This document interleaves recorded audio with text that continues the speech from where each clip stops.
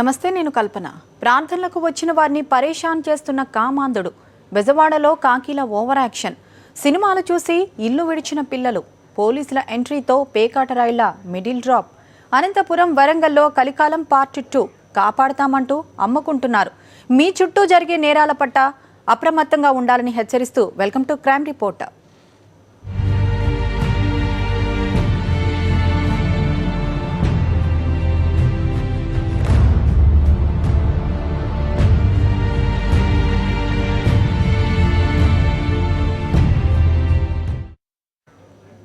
Hyderabad LB నగర్లో దారుణం చోటు చేసుకుంది. వాటర్ సంపులో 2 చిన్నారులు శవమై తేలడం స్థానికంగా కలకలం సృష్టిస్తోంది.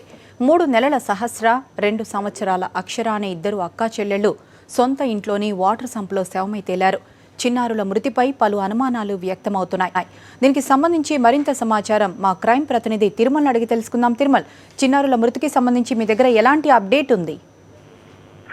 కల్పన, ఎల్బీ నగర్ పోలీస్ స్టేషన్ సమీపంలోని చంద్రపురి కాలనీ రోడ్ నంబర్ 5 లో ఇది నిర్మల మల్లేష్ అనే నల్గొండ జిల్లాకు చెందిన వీళ్ళిద్దరు కూడా నివసిస్తున్నారైతే వీళ్ళ 2 కూతురు సహస్ర, అక్ష కూడా వీళ్ళతో పాటు ఉంటున్నారైతే సుమారు 6 గంటల ప్రాంతంలో అకస్మాత్తుగా ఈ 2 పిల్లలు కూడా ఏదైతే వీళ్ళ ఇంట్లో ఉన్నటువంటి సంపులో శవాలుగా బయటపడడం జరిగింది. అయితే దీన్ని గమనించినటువంటి స్థానికులు అదేవిధంగా అదే ఫ్లోర్ లో, ఇది ఫస్ట్ ఫ్లోర్ లో ఈ సహస్ర, అక్షర తల్లిదండ్రులు ఉంటారు. అదేవిధంగా వీళ్ళ అమ్మమ్మ, తాత వచ్చి పైన ఫ్లోర్ లో ఉంటారు. అయితే వీళ్ళిద్దరు సంపులో తేలిన మృతదేహాలను గమనించి సమీపంలోని పోలీసులకు సమాచారం అందించడం అయితే ప్రస్తుతానికి పోలీసులు సంఘటన స్థలానికి చేరుకొని ఈ 2 మృతదేహాలను కూడా స్వాధీనం చేసుకున్నారు. అదేవిధంగా ఈ నిర్మలాని ప్రస్తుతానికి అదుపులోకి తీసుకొని ప్రశ్నిస్తున్నారు. ఏదైనా కారణం చేత ఈ తల్లే ఈ దారుణానికి ఒడిగట్టిందా లేదా ప్రమాదవశాత్తు ఈ సంఘటన చోటు చేసుకున్నా అన్న దానిపైన కూడా పోలీసులు విచారణ జరుపుతున్నారు. కొద్దిసేపటి క్రితమే సంఘటన స్థలానికి ఎల్బీ నగర్ ఏసీపీ సీతారాం అక్కడికి చేరుకొని చుట్టుపక్కల వారిని అదేవిధంగా వీళ్ళ కుటుంబ సభ్యులను కూడా ప్రశ్నిస్తున్నారు. అయితే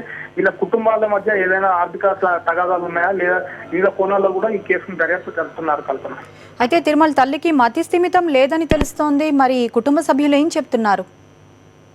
కల్పన, మనకు ఈ సహస్ర 3 నెలల పాప, అదేవిధంగా అక్షర 2 సంవత్సరాల పాప, వీళ్ళిద్దరికి సంబంధించిన వివరాలు అదేవిధంగా వీళ్ళ అంటే మనం ఇంకాసేపు వెయిట్ చేయాల్సి ఉంటుంది. ఎందుకంటే ఇది జరిగి దాదాపు 6 గంటల ప్రాంతంలో ఈ సంఘటన చోటు చేసుకుంది. అయితే ప్రస్తుతానికి మటుకు కేవలం ఈ తల్లి ఎవరైతే ఈ చిన్నారుల తల్లి నిర్మల ఉందో ఆమె పోలీసులు ప్రశ్నిస్తున్నారు. అదే ఇంట్లో ఆమెను ప్రశ్నిస్తున్నారు. అయితే వీళ్ళ తల్లి ప్రైవేట్ లారీ ఇసుక వ్యాపారిగా కూడా ఈ ఎల్బీనగర్ లో కొత్త కాలంగా నివాసం ఏర్పాటు చేసుకొని ఇక్కడే వ్యాపారం సాగిస్తున్నాడు. అయితే పోలీసులు మొదటగా తల్లిని విచారిస్తున్నారు. అంటే ఏదైనా కారణ ప్రమాదశాత్తు 2 పిల్లలు సంపులో పడి చనిపోయారా లేదా వేరే ఇతర కారణాలు ఏమన్నా ఉన్నాయా లేకపోతే ఇంకెవరైనా వీరిని ఈ రకంగా హత్యకు పాల్పడ్డారా అన్న దానిపైన కూడా పోలీసులు విచారణ జరుపుతున్నారు. కల్పన, రైట్ తిరుమల్, థ్యాంక్ యూ. మరొక బ్రేకింగ్ న్యూస్ చూద్దాం. హైదరాబాద్ తుకారం గేట్లో నిన్న కిడ్నాప్కు గురైన 2 ఏళ్ల చిన్నారి కేసును పోలీసులు ఛేదించారు. ఇంట్లో నిద్రిస్తున్న సమయంలో గుర్తు తెలియని మహిళ చిన్నారిని అపహరించిన విషయం తెలిసిందే. దీనికి సంబంధించి పూర్తి వివరాలు మా క్రైమ్ రిపోర్టర్ వాసును అడిగి తెలుసుకుందాం. వాసు, చిన్నారి కిడ్నాప్ కేసుకు సంబంధించి మీ దగ్గర ఎలాంటి అప్డేట్ ఉంది? కల్పన, నిన్న సాయంత్రం 2 సంవత్సరాల చిన్నారు తుకారం గేట్ పోలీస్ స్టేషన్ పరిధిలో ఉన్నటువంటి కాలనీలో ఇంట్లో నిద్రిస్తున్న సమయంలో గుర్తు తెలియని మహిళ వెతికిన నేపథ్యంలో కూడా పోలీసులు కేసు సవాలిస్తున్నారు. గత కొంతకాలంగా వరుస కిడ్నాప్లపై కూడా నార్జోన్ పోలీసులు స్పందించారు. నిన్న ప్రత్యేక బలగాలను ఏర్పాటు చేసి కూడా ఆ సరౌండింగ్ ప్రాంతంలో ఉన్నటువంటి ఒక సీసీ కెమెరాల ఫుటేజ్ ఆధారంగా ఒక తెల్ల శారీ కట్టుకున్నటువంటి మహిళ ఈ చిన్నాన్ని కిడ్నాప్ చేసినట్టు కూడా గుర్తించడం జరిగింది. గుర్తించిన తర్వాత అక్కడ ఉన్నటువంటి ఫోన్ సిగ్నల్ ఆధారంగా కూడా ఒక మహిళను గుర్తించారు. మొత్తం మీద పెద్దపల్లి, కరీంనగర్ జిల్లాకు సంబంధించి కూడా సిగ్నల్ ఆధారంగా కూడా కేసు దర్యాప్తు ప్రారంభించిన పోలీసులు సిద్దిపేటలో దాదాపు ఈ కిడ్నాప్ గ్యాంగ్ ఉన్నట్టు చిన్నారితో సహా రెస్క్యూ చేసి దాదాపు 4 నిందితుల కిడ్నాప్ గ్యాంగ్ కూడా అదుపులో తీసుకోవడం జరిగింది. మొత్తం మీద చూసినట్టయితే మొన్న జేబీఎస్ కేసు కావచ్చు, ఈ రోజు ఉన్నటువంటి తుకారం గేట్లో ఉన్నట్టు మరొక 2 ఏళ్ల చిన్నారి కేసు కావచ్చు, 2 కేసులు కూడా పోలీసులు ఎట్టకేలకు 48 గంటలు 2 కిడ్నాప్ కేసులు కూడా నార్జోన్ పోలీసులు ఛేదించారు. మరికొద్ది సేపట్లో నార్జోన్ డీసీపీ కార్యాలయంలో కూడా ఈ కిడ్నాప్ కేసు సంబంధించిన పూర్తి వివరాలు వెల్లడించే అవకాశం ఉంది. ఈ కిడ్నాప్ వెనకాల సంబంధించి కూడా స్థానికుల హస్తం ఉన్నట్టు కూడా ప్రస్తుతం పోలీసులు అనుమానిస్తున్నారు. వీటిలో 4 అదుపులో ఇచ్చిన వారిలో దాదాపు సిద్దిపేట సంబంధించిన ఒకరైతే మహిళ పెద్దపల్లి, కరీంనగర్ చెందినటువంటి మహిళ కూడా చేస్తున్నారు. నిన్న మనం సీసీ కెమెరా ఫుటేజ్ లో స్పష్టంగా కనిపిస్తున్నటువంటి మహిళ ఎవరైతే ఉన్నారో ఆ పోలీస్ స్టేషన్ పక్కన ఉన్నటువంటి ఒక పూజా సామాగ్రి షాప్ ఉన్నటువంటి సీసీ కెమెరా ఆధారంగా కూడా ఒక మహిళను గుర్తించడం జరిగింది. ఈ మహిళ సీసీ కెమెరా ఫుటేజ్ లో గుర్తించిన మహిళల ఆధారంగానే కేసు కూడా పూర్తిగా చేయడం జరిగింది. మరి కాసేపట్లో మీడియా ముందుకు నిందితులు ప్రవేశపెట్టే అవకాశం ఉంది కల్పన. అయితే వాసు 2 రోజుల్లోనే వరుసగా 2 ఘటనలు జరిగినాయి. అయితే ఇప్పుడు ఈ కేసుకు సంబంధించి ఆ మహిళను మీడియా ముందు ప్రవేశపెట్టే అవకాశం ఉందా పోలీసులు? ఖచ్చితంగా ప్రవేశపెట్టనున్నారు. మరి కాసేపట్లో 7 గంటలకు ప్రెస్ మీట్ కూడా ఇప్పటికే ఆ సమాచారం అందించారు. పెద్దపల్లి కరీంనగర్ లో సంబంధించినటువంటి మహిళని క్లియర్ గా గుర్తించడం జరిగింది. అయితే ఈ బాధిత కుటుంబం ఏదైతే ఉందో చిన్నారికి సంబంధించి వీళ్ళ సంబంధించినటువంటి దగ్గర బంధువు కానీ లేదంటే ఆ కాలనీకి సంబంధించిన తెలిసిన మహిళ అనే అనుమానాలు వ్యక్తమవుతున్నాయి.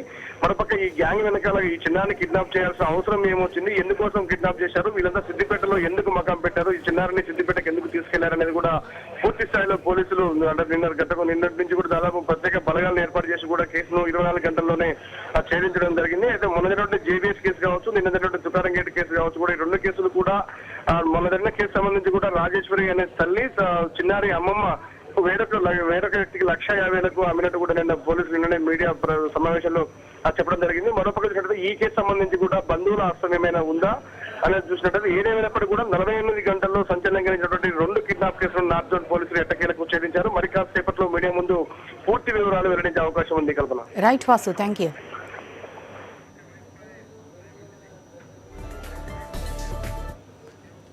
మరొక బ్రేకింగ్ న్యూస్. వరంగల్ జిల్లా ధర్మారం మండలంలోని ప్రభుత్వ పాఠశాలలో ఐరన్ మాత్రలు వికటించి 150 మంది విద్యార్థులు అస్వస్థతకు గురయ్యారు.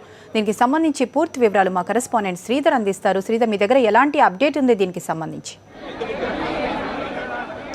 కల్పన, ఐరన్ మాత్రలు మింగి వరంగల్ జిల్లా ధర్మారం పాఠశాలని దాదాపు 300 మంది విద్యార్థులు అస్వస్థతకు గురయ్యారు. దీంతో వరంగల్ జిల్లాలో కలకలం రేపిందని చెప్పొచ్చు. ఇప్పుడు మనం విజువల్స్లో చూడొచ్చు.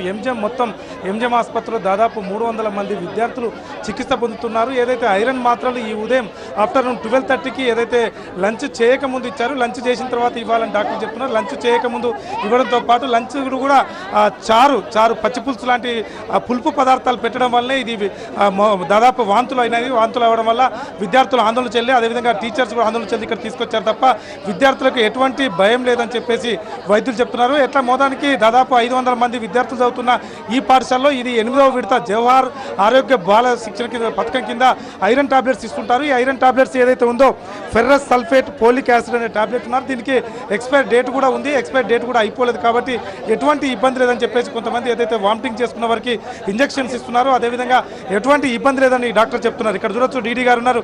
చెప్పండి సార్, ఈ విద్యార్థుల కండిషన్ ఎలా ఉంది? ఇప్పుడు ఉన్నటువంటి విద్యార్థులు అందరూ కూడా దాదాపు 100 మంది పిల్లలకి మేము వైద్య సహకారం అందించాము. అందరూ సురక్షితంగా ఉన్నారు. ఏ ఒక్క పిల్లవాడికి కూడా ఎటువంటి భయాందోళన చేదడం లేదు. ఆరోగ్య పరిస్థితి నిలకడగా ఉంది. ఎందుకంటే తీసుకున్న టాబ్లెట్ విటమిన్ టాబ్లెట్, అది ఐరన్ ఫోలిక్ యాసిడ్ అనేది. కాకపోతే ఎంటీ స్టమక్ తీసుకోవడం మూలంగా గ్యాస్ట్రైటిస్ డెవలప్ అయ్యి వామిటింగ్స్, తలనొప్పి, తలదిప్పుడు వస్తున్నాయి. మీరు ఎక్కడైనా చూడండి, అందరూ క్షేమంగా ఉన్నారు. వాళ్ళకి కావాల్సిన అన్ని సదుపాయాలు కూడా ఈ హాస్పిటల్లో మేము సిబ్బంది అందరూ ఇక్కడ ఉన్నాం. అధికారులు ఉన్నారు, డాక్టర్లు ఉన్నారు, అదేవిధంగా జిల్లా యంత్రాంగం కూడా మాతో ఉంది. కాబట్టి తల్లిదండ్రులు సహకరిస్తే వితిన్ హాఫ్ అన్ అవర్ 1 అవర్లో పిల్లలందరినీ కూడా సేఫ్గా చూసి వాళ్ళకి మేము వర్క్ చేస్తాం. ఎందుకు వస్తుంది ఈ ఐరన్ ఫోలిక్ యాసిడ్ టాబ్లెట్స్లో that is iron ferrous sulphate ఉంటుంది. ఒక్కొక్కసారి ఈ ఫెర్రస్ సల్ఫేట్ ఏంటంటే దాంతో కడుపులో తిప్పే వికారం వచ్చే అవకాశం ఉంటుంది. భయాందోళనతోనే అందరూ వచ్చారు. వాస్తవంగా ఎఫెక్ట్ అయితే 10 మంది పిల్లలు, వాళ్ళందరూ సేఫ్గా ఉన్నారు. కానీ తల్లిదండ్రులకు అందరికీ ఏంటంటే టాబ్లెట్ మింగిండు, వాంతులైనాయి, తలనొప్పి వచ్చింది, తిప్పుతుందని చెప్పేసి భయంతో రావడం జరిగింది. కాబట్టి భయాందోళనకు గురి కావద్దని చెప్పి నేను మేము పత్రికాముఖంగా నేను తెలియజేస్తాను. మీరేతో ఇదే రెడ్డి గారు చెప్తున్నారు. మొత్తానికి ఎటువంటి భయాందోళన చెందాల్సిన అవసరం లేదు. కేవలం కొంతమంది విద్యార్థులు మాత్రమే వాంతులైనాయి. మిగతా విద్యార్థులు భయంతో పుకార్ల వల్ల ఇక్కడికి వచ్చారు తప్ప ఎటువంటి విద్యార్థులకు ఎవరికి ఇబ్బంది లేదు. దాదాపు 100 మంది విద్యార్థులకు చికిత్స చేశాం. ఎవరికి కూడా ప్రాణ భయం లేదు. దీనికి ఆందోళన చెందాల్సిన అవసరం లేదు.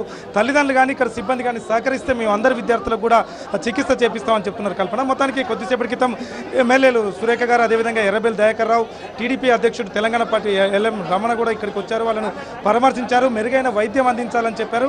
మొత్తానికి సిబ్బంది కూడా పూర్తిగా ఓపికతోటి విద్యార్థులకు చికిత్స చేపిస్తున్నారు. అదేవిధంగా ఎటువంటి ఆందోళన చెందాల్సిన అవసరం లేదని తల్లిదండ్రులు చెప్తున్నారు. మొత్తానికి కేవలం కొంత పుకార్లను వీళ్ళలో భయాందోళన సృష్టిస్తున్నాయి తప్ప ఎవరికి కూడా ప్రాణభయం లేదు. కేవలం ఈ ఐరన్ టాబ్లెట్ తీసుకోవడం, ముందస్తు లంచ్ లేకుండా తీసుకోవడం, అదేవిధంగా లంచ్లో పులుపైన పదార్థం వాడడం వల్లే ఇది ఈ విధంగా వచ్చిందని చెప్పేసి డాక్టర్ చెప్తున్నారు. Kalpana. Right Sridhar, thank you. Medak జిల్లాలో రోడ్డు ప్రమాదం జరిగింది. ఆటో లారీ ఢీకొన్న ఘటనలో ఆటోలో ప్రయాణిస్తున్న 5 మృతి చెందారు. మరో 3 తీవ్రంగా గాయపడ్డారు. సంగారెడ్డి మండలం కంది ఐఐటి కాలేజీకి ఎదుట ఈ ప్రమాదం జరిగింది. కొండాపూర్ నుంచి సదాశివపేట వైపు వెళుతున్న ఆటోని పటాన్ చెరువు నుంచి సంగారెడ్డి వైపు వస్తున్న లారీ ఢీకొన్నాయి. ఆటో డ్రైవర్తో పాటు ఆటోలో ప్రయాణిస్తున్న 4 మృతి చెందారు. మృతులందరూ ఒకే కుటుంబానికి చెందినవారు. దీంతో ఆ కుటుంబంలో తీవ్ర విషాదం చోటు చేసుకుంది. దీనిపై లేటెస్ట్ అప్డేట్స్ను మా కరెస్పాండెంట్ విష్ణుని అడిగి తెలుసుకుందాం. విష్ణు, ఈ ప్రమాదానికి సంబంధించి డీటెయిల్స్ ఏంటి? కల్పన డ్రైవర్ నిర్లక్ష్యం మూలన 6 ప్రాణాలు పాల్గొన్న సంఘటన మెదక్ జిల్లాలో జరిగింది. ఈ రోజు సాయంత్రం 5 గంటల ప్రాంతంలో సంగారెడ్డి నుండి సదాశివపేట వైపు నుండి పటంచెరు వైపు వెళ్తున్న ఆటోలో ప్రయాణిస్తున్న 8 మంది ప్రయాణికులను సంగారెడ్డి నుంచి పటంచెరు వెళ్తున్న మరో లారీ వెనుక నుండి ఢీకొట్టడంతో ఈ ప్రమాదం జరిగింది. ఈ ప్రమాదంలో 5 అక్కడికక్కడ మృతంగా మరో వ్యక్తి మార్గ మధ్యంలో చనిపోవడం జరిగింది. అయితే వీరందరూ కూడా వీళ్ళు ఒకే కొండాపూర్ నుండి సదాశివపేట వైపు వెళ్తున్నట్టుగా తెలుస్తుంది. అయితే ప్రమాదానికి మాత్రం ప్రధాన కారణం వేగంగా వచ్చి ఆటోను ఢీకొనడం అని చెప్తున్నారు. అయితే వీళ్ళు ఉదయాన్నే ఒక గ్రామంలో కొండాపూర్ గ్రామంలో జరిగిన పనిలో కూలీ పనికి వెళ్ళి వెళ్తున్న వాళ్ళుగా చెప్తున్నారు 3. ఇందులో 4 మహిళలు మృతి చెందగా 2 పురుషులు ఉన్నారు. వీరందరూ ఇందులో ఆటో డ్రైవర్ కూడా అక్కడికక్కడ మృతి చెందినట్టుగా తెలుస్తా ఉంది. అయితే సంఘటన స్థలంలో లారీని డ్రైవర్ ను పట్టుకుని పోలీసులకు అప్పగించారు ఐఐటికి సంబంధించిన సిబ్బంది. చిట్టగాత్రులను హైదరాబాద్ తరలించే ప్రయత్నంలో ఉన్నారు. మృతులందరినీ కూడా సంగారెడ్డి ఏరియా ఆసుపత్రిలో పోస్ట్ మార్టం నిమిత్తం తరలించారు. కల్పన, మృతులందరూ ఒకే జిల్లాకు చెందిన వారా విష్ణు? ముఖ్యంగా మృతులందరూ కూడా సదాశివపేట అట్లాగే ఉల్కల్ మండలాలకు సంబంధించిన వారు చెప్తున్నారు. ఒకరు మాత్రం హైదరాబాద్ సంబంధించిన మహిళగా చెప్తున్నారు. అంటే ఇంకా పూర్తి వివరాలు తెలియాల్సింది. వీరందరూ కూడా కొండాపూర్ నుంచి సదాశివపేట వెళ్ళినట్టుగా తెలుస్తా ఉంది. Kalpana. Right Vishnu, thank you.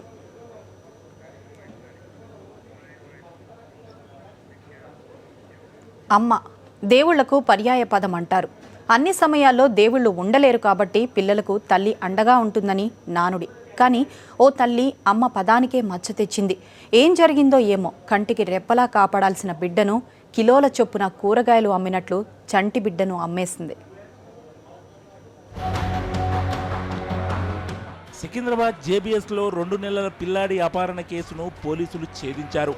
ఎవరో తమ బిడ్డను ఎత్తుకెళ్లారంటూ హడావిడి చేసిన తల్లే కిడ్నాప్ కథకు కర్త కర్మ క్రియ అని తేలింది.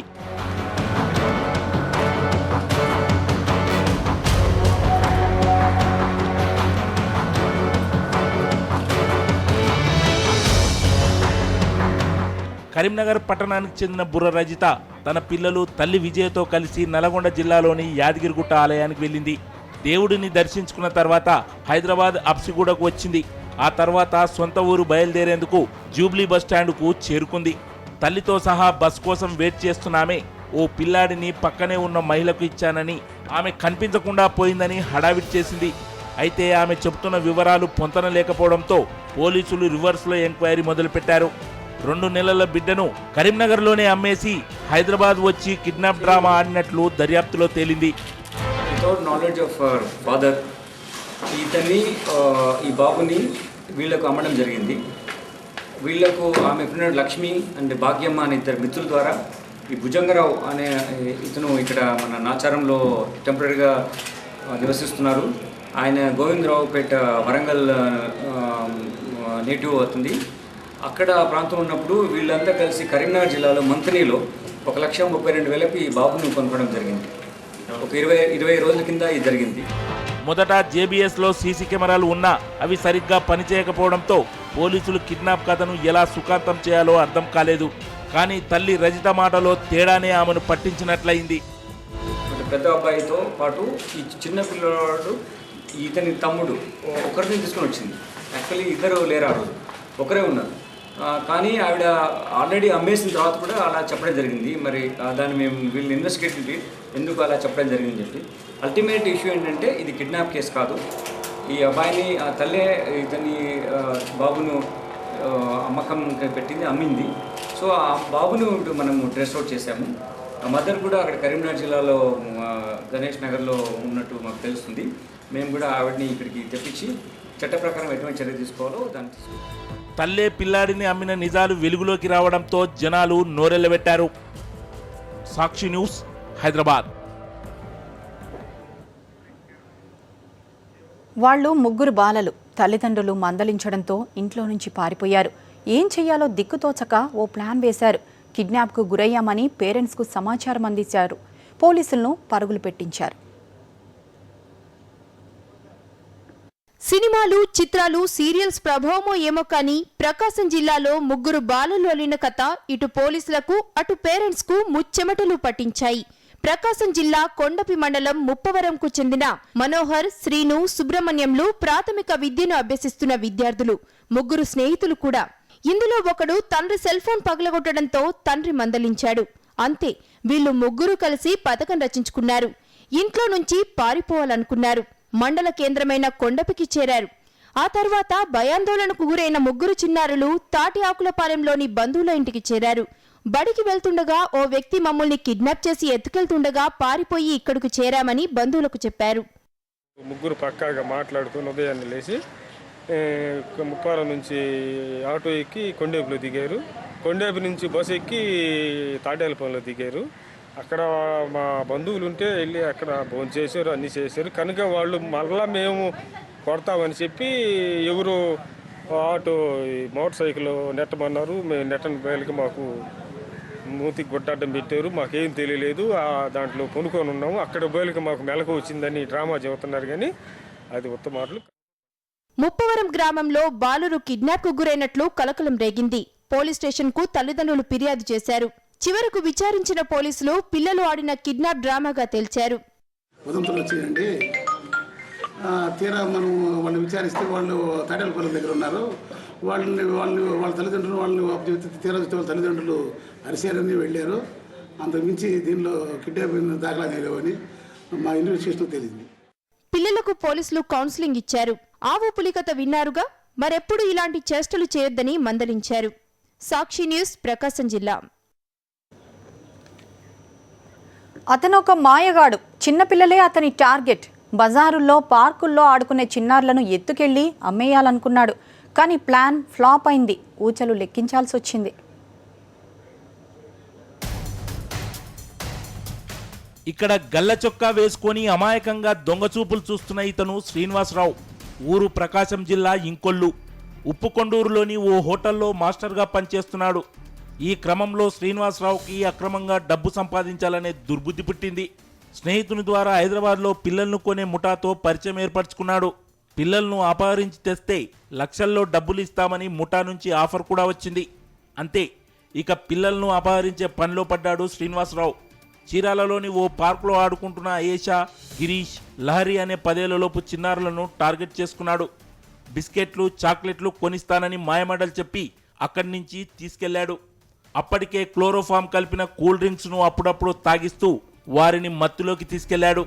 ముగ్గురిని వెంటబెట్టుకొని చీరాల నుంచి బస్సులో గుంటూరు వచ్చాడు. అక్కడి నుంచి మరో బస్సులో తెనాలి చేరుకున్నాడు.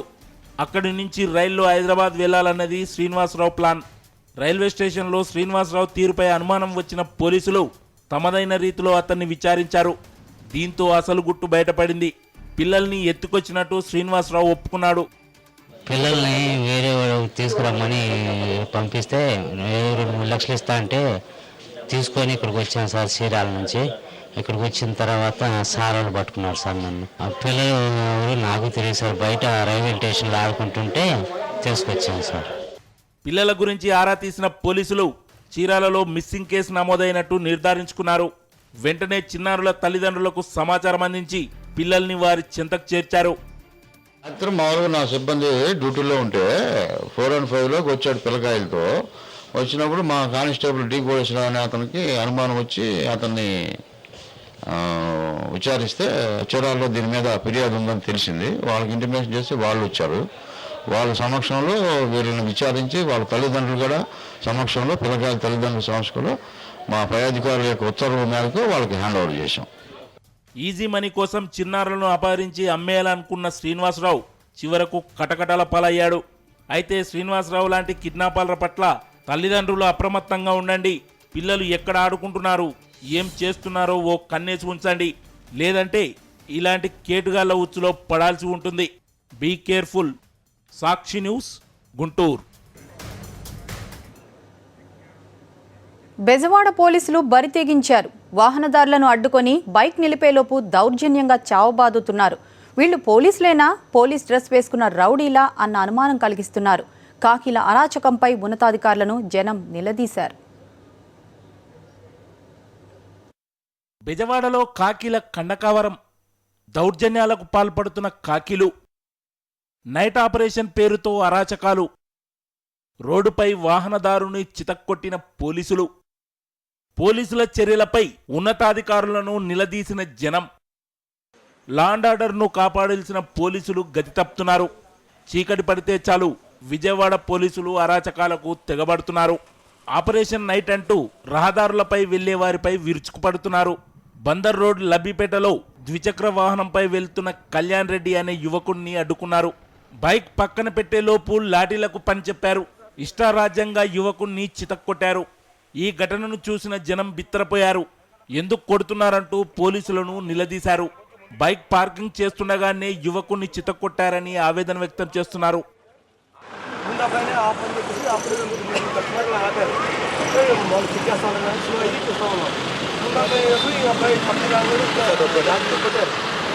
సార్ ఈ లాఠీ తీసుకొని కొట్టాడండి. ఇక్కడ ఆపమంటే ఇక్కడ ఆపారు, కొంచెం ముందుకి అదే లాఠీ అండి. ఆ లాఠీ అసలు ఆయన రుద్దుకుంటున్నాడు. వెనకాయన ఏం సార్ మేము ఆపంగా కొట్టారంటే అన్నాడు. అక్కడ నుంచి చూస్తున్నాం వస్తారా, అతను గుద్దాడు, బాగా గుద్దంగా కింద పడిపోయాడు. ఈ ఘటనపై స్థానికులు నిలదీయడంతో పోలీసులు నోర్లు మూగబోయాయి. డ్యూటీ పేరుతో దౌర్జన్యకాండ సృష్టించిన పోలీసులపై చర్యలు తీసుకోవాలని డిమాండ్ చేస్తున్నారు. Sakshi news, Vijayawada. Old MLA quarters పేకాట అడ్డాగా మారిపోయింది. టాస్క్ ఫోర్స్ దాడుల్లో ఈ గుట్టు బట్టబయలైంది. 52 మందిని అరెస్ట్ చేసిన పోలీసులు వారి నుంచి 12 లక్షల నగదు, 60 సెల్ ఫోన్లు స్వాధీనం చేసుకున్నారు. అరెస్ట్ అయిన వారిలో రాజకీయ నేతలు, ఇతర ప్రముఖులు ఉన్నారు. కర్నూలు జిల్లా మాజీ ఎమ్మెల్యే పిఏ పర్యవేక్షణలో ఈ వ్యవహారం సాగుతున్నట్లు సమాచారం. ప్రజాప్రతినిధులు ఉండాల్సిన చోట వ్యసనాలు రాజ్యమేలుతున్నాయి. ఎమ్మెల్యేలు నివాసం ఉండే చోట అసాంఘిక చర్యలు విచ్చలవిడిగా సాగిపోతున్నాయి. ఇప్పటికే మందుబాబులకు అడ్డాగా మారిందనే ఆరోపణలు ఎదుర్కొంటున్న ఆ ప్రాంగణం తాజాగా పేకాట కేంద్రంగా మారింది. ఆ ప్రాంగణం ఇంకేంటో కాదు, హైదరాబాద్లోని ఓల్డ్ ఎమ్మెల్యే క్వార్టర్స్. వినడానికి కాస్త షాకింగ్గా ఉన్నప్పటికీ ఇది ముమ్మాటికి నిజం.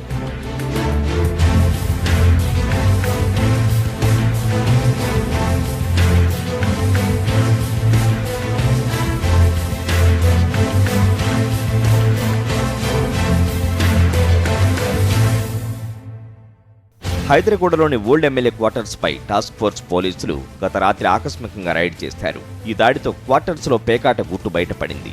పేకాట ఆడుతున్న 52 మందిని పోలీసులు అరెస్టు చేశారు. వారి నుంచి 12 లక్షల నగదు, 60 సెల్ ఫోన్లను స్వాధీనం చేసుకున్నారు.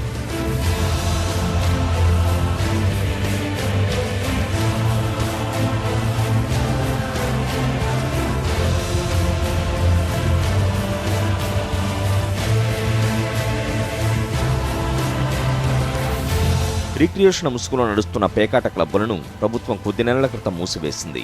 అయితే చూదానికి అలవాటు పడిన వారు కొత్త అడ్డాలను వెతుక్కుంటున్నారు. కొందరు ఏకంగా ఓల్డ్ ఎమ్మెల్యే క్వార్టర్స్ లో కొంతకాలం నుంచి గుట్టుగా పేకాట నిర్వహిస్తున్నారు. ఈ సమాచారం అందుకున్న టాస్క్ ఫోర్స్ సిబ్బంది ఓల్డ్ ఎమ్మెల్యే క్వార్టర్స్ పై దాడి చేసి 707, 708 ఫ్లాట్లలో పేకాట ఆడుతున్న 52 మందిని పట్టుకున్నారు.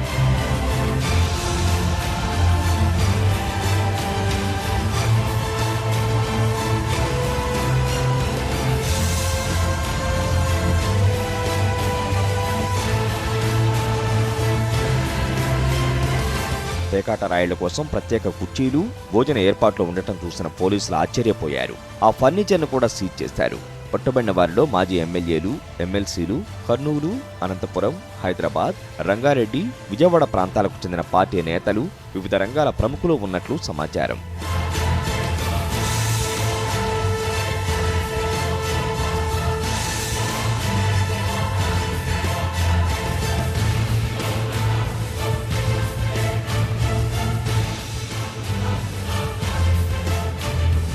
కర్నూలు జిల్లాకు చెందిన మాజీ ఎమ్మెల్యేకు పిఏగా పనిచేస్తున్న నరసింహారెడ్డి, కేశవరెడ్డి అనే వ్యక్తుల పర్యవేక్షణలో ఈ వ్యవహారం జరుగుతోందని సమాచారం. వాసుదేవరెడ్డి, సాక్షి న్యూస్, హైదరాబాద్. ఆయన ఓ పాస్టర్ కొడుకు. చర్చికి వచ్చే అమ్మాయిలపైనే అతగాడి దృష్టి. దేవుని మాటలు వినడానికి వచ్చిన ఓ అమ్మాయికి గాలం వేశాడు. ప్రేమించానని నమ్మబలికి శారీరకంగా అనుభవించాడు.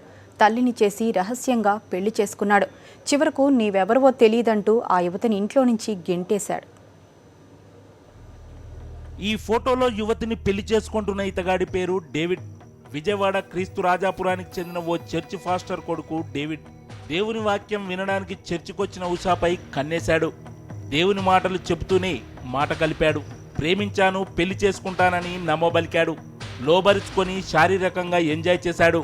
పెళ్లి మాట అంటే తప్పించుకొని తిరిగాడు. ఉషాకి గర్భం రావడంతో అబార్షన్ చేయించుకోవాలని ఒత్తిడి చేశారని అంటున్నారు దళిత నేతలు. పాస్టర్ గారు అబ్బాయి అయినటువంటి డేవిడ్ రత్నజ్యోతి, పాస్టర్ గారి పేరు రత్నజ్యోతి, డేవిడ్ రత్నజ్యోతి అనే పాస్టర్ గారి అబ్బాయి చర్చికి వస్తున్న అమాయకమైన ఆడపిల్లల్ని భయపెట్టి బెదిరించి పలు దఫాలుగా అత్యాచారం చేయటం జరిగింది. అత్యాచారం చేసి ఆ పిల్లని బెదిరించి, నువ్వు మీ ఇంట్లో కానీ ఎక్కడైనా బయటనా చెప్తే చంపేస్తానని బెదిరించి, తర్వాత అమ్మాయికి నేను పెళ్లి చేసుకుంటాను, ఈ విషయం ఎక్కడా బయటికి చెప్పొద్దని చెప్పేసి అమ్మాయికి 6వ నెల వచ్చే వరకు ఆ పిల్లని బెదిరిస్తూనే ఉన్నారు. 6వ నెలలో అమ్మాయిని ప్రైవేట్ హాస్పిటల్కి తీసుకెళ్ళి అబార్షన్ చేయించడానికి ప్రయత్నించారు. ఆ క్రమంలో డాక్టర్ గారు అబార్షన్ చేయటం కుదరదు, తల్లి బిడ్డ ఇద్దరు చనిపోతారని చెప్పడంతో రహస్యంగా 7వ నెలలోనే అమ్మాయిని డెలివరీ చేయించారు. పుట్టిన బిడ్డని వెంటనే వేరే ఎవరికో అమ్మేశారు. ఉషా పోలీసులకు ఫిర్యాదు చేస్తే అసలు రంగు బయటపడుతుందని రహస్యంగా మరో చర్చికి తీసుకెళ్లి ఆమెను పెళ్లి చేసుకున్నాడు. నిర్భయ చట్టం కింద కేసు నుంచి తప్పించుకోవడానికే పెళ్లి చేసుకున్నాడని ఆమెకు అండగా నిలిచిన దళిత నేతలు అంటున్నారు. ఈ విషయం అంతా నలుగురికి తెలిసి పెద్ద కేసు అయింది, నిర్భయ యాక్ట్ కింద నిందితుడిని అవుతాననే భయంతో నిర్భయ యాక్ట్ నుంచి తప్పించుకోవడం కోసం ఇతను ఈ అమ్మాయిని తీసుకెళ్లి యలమల కుదురు చర్చిలో దొంగ పెళ్లి చేసుకోవడం జరిగింది. పెళ్లి చేసుకున్నాను కాబట్టి ఇది 490 కింద వస్తుంది, కేసు నుంచి నేను తప్పించుకోవచ్చు అని చెప్పేసి ఈ ధోరణితో ఇతను ఆ పెళ్లి నాటకం ఆడాడు. బాధితురాలు ఇచ్చిన ఫిర్యాదు మేరకు పోలీసులు కేసు నమోదు చేశారు. నా కూతురికి న్యాయం చేయాలని అభ్యర్థిస్తుంది బాధితురాలు. 14 అక్టోబర్లో డేవిడ్తో నాకు మ్యారేజ్ అయిందండి. అయితే ఇప్పుడు ఏంటంటే నాకు ఒక పాపకి తండ్రిగా నాకు భర్తగా తనతో కలిసి ఉండటం కావాలి. కాబట్టి దీనికి సంబంధించి నాకు న్యాయం చేయండి. భర్త చేతిలో మోసపోయిన ఉషాకు దళిత నేతలు అండగా నిలుస్తున్నారు. చర్చికి వచ్చే ఆడవాళ్లను ప్రేమ పేరుతో మోసం చేస్తున్న ఫాస్టర్ కొడుకు డేవిడ్పై కఠిన చర్యలు తీసుకోవాలని మహిళా సంఘాలు, ప్రజా సంఘాలు సైతం డిమాండ్ చేస్తున్నారు. సాక్షి న్యూస్, విజయవాడ. వాళ్ళు ఘరానా మోసగాళ్లు. జనాలను మోసగించడం వారికి వెన్నతో పెట్టిన విద్య. వాళ్ళు ఏ స్థాయికి చేరారంటే బతికున్న వాళ్లను సైతం చనిపోయారని రికార్డులు సృష్టించి వారికి వచ్చే భీమా సొమ్మును సైతం కాజేసే మాయగాళ్లు. వరంగల్ జిల్లా వర్ధన్నపేటలో వీరి పాపం పండింది, బండారం బయటపడింది. ఇక ఈ అక్రమార్కులపై పోలీసులు ఏం చర్యలు తీసుకుంటారో చూడాలి. ఈ ఫోటోలోని పెద్దాయన పేరు మొద్దు వీరస్వామి. వరంగల్ జిల్లా వర్ధన్నపేట నివాసి. రెక్కాడితే కానీ డొక్కాడదు. 10 రోజుల క్రితం చేపలు పట్టేందుకు స్థానిక చెరువుకు వెళ్లి ప్రమాదవశాత్తు మరణించాడు. దీంతో ఇంటి పెద్ద దిక్కును కోల్పోయిన అతని భార్య ఆమ్ ఆద్మీ పథకం కింద ప్రభుత్వ సాయం కోసం అర్జీ పెట్టుకుంది. అప్పుడు పిడుగులాంటి వార్త ఆమె చెవున పడింది. అదేమిటంటే 2 నెలల కిందే వీరస్వామి చనిపోయినట్టు, పథకం కింద 35,000 ఆర్థిక సాయం చెక్కు రూపంలో అందినట్టు తెలిసింది. దీంతో వీరస్వామి భార్య యాదమ్మ నివ్వెరపోయింది. దొంగ సంతకాలతో తనను మోసం చేశారన్న విషయం అర్థమై ఏం చేయాలో తెలియక రోధిస్తోంది. ఇవాళ 7 రోజులు, రేపటి నుంచి 8 రోజులు. పొద్దున చెరువులో చేపలకు పోయి వచ్చి అట్టుకోకుండా చచ్చిపోయాడు సార్. ఏమనుకోలేదు, ఇట్లా చెప్తున్నాను అనుకోలేదు. ఇప్పుడు మరి ఈయన చనిపోయినాక వచ్చి ఏమైనా ఇచ్చిరా మీకు? మాకేమో ఈయన మా బాగా కొడుకు నాదరు వచ్చి అన్ని అడిగితే అన్ని కాగితాలు ఇస్తే అవి పట్టుకొని పోయి అని నేను చూసుకుంటా సార్ల కడిగి పోతా, నేను పైకే పోతా అని అంటే 5,000 ఇచ్చిందని అనుకుంటాను. మరి నాకైతే తెలియదు. ఇది ఒక యాదమ్మ ఆవేదన మాత్రమే కాదు. వరంగల్ జిల్లా వర్ధన్నపేటలో ఇలాంటి కేసులు 10ల సంఖ్యలో ఉన్నాయి. పేదలకు సేవ చేస్తామంటూ బ్రోకర్లు ఇలాంటి అక్రమాలకు పాల్పడుతున్నారు. అక్రమాలపై బ్యాంక్ అధికారులను సాక్షి ప్రశ్నించగా వారి వాస్తవాన్ని ఒప్పుకున్నారు. తమపై ఉన్న ఒత్తిళ్ల మేరకే సరైన కాగితాలు లేకపోయినా చెక్కులు జారీ చేశామంటూ నాలుక కరుచుకున్నారు అధికారులు. కొత్త మనసు అయితే ఎవరైతే కరెక్ట్గా పానీలు తీసుకొచ్చారో వాళ్ళకే ఇస్తానని ఎలిజిబిలిటీ, కానీ బ్రోకరిజం అనేది బయట జరుగుతుందని నాకు వినపడ్డాయి. కరెక్ట్గా సిఎల్ కూడా కొంతమంది ఇన్వాల్వ్ అవుతున్నారని తెలిసింది. వాళ్ళు కూడా ఇప్పుడు సరైన పనిష్మెంట్ కూడా లభించిందని విన్నాను. వాళ్ళకి కూడా వచ్చిందని ఏదైనా సరే నేను కూడా జాగ్రత్తగా చేస్తాను. వాళ్ళ మధ్యవర్తులది ఎటువంటి రాకుండా కూడా నేను చర్యలు కూడా తీసుకుని చేపట్టాను కూడా ఆల్రెడీ. ఎవరిని కూడా ఎంకరేజ్ చేయనని. మొత్తానికి బ్యాంక్ అధికారుల నిర్లక్ష్యానికి తోడు వాళ్ళలోని అవినీతికి కొన్ని జీవితాలు రోడ్డుపాలయ్యాయి. కాసుల కక్కుర్తితోనే బ్రోకర్లతో కలిసి బ్యాంక్ సిబ్బంది అక్రమాలకు పాల్పడుతున్నట్టు వార్తలు వినిపిస్తున్నాయి. మరి పేదోళ్ల సొమ్మును పప్పు బెల్లాల్లా తినేసిన వారిపై పోలీసులు ఎలాంటి చర్యలు తీసుకుంటారో చూడాలి. సాక్షి న్యూస్, వరంగల్ జిల్లా.